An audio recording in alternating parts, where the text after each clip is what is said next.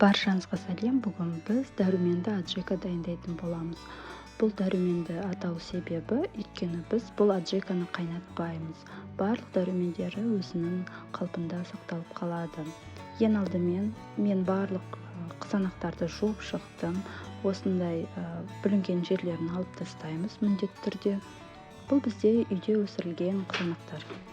Азық-түлік мөлшерін мен сипаттамада жазып кетемін.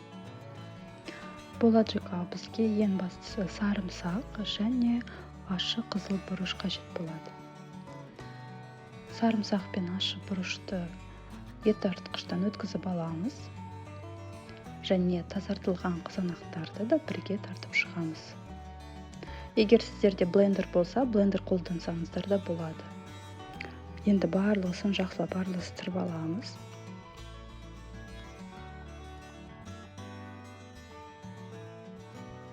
Рецепт бойынша бұған біз қант, тұз және 9% сірке суын қосамыз.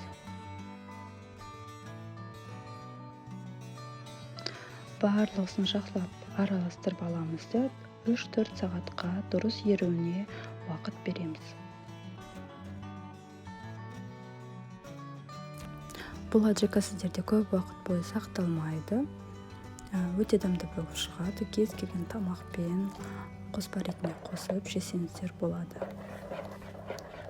Барлығын жақсылап араластырып болған соң таза стерилді банкаларымызға құйып қоямыз.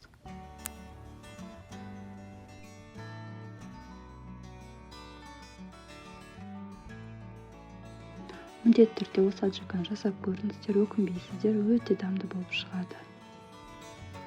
Видеоны соңына дейін көргендеріңіз үшін рахмет. Келесі рецептте кездескенше.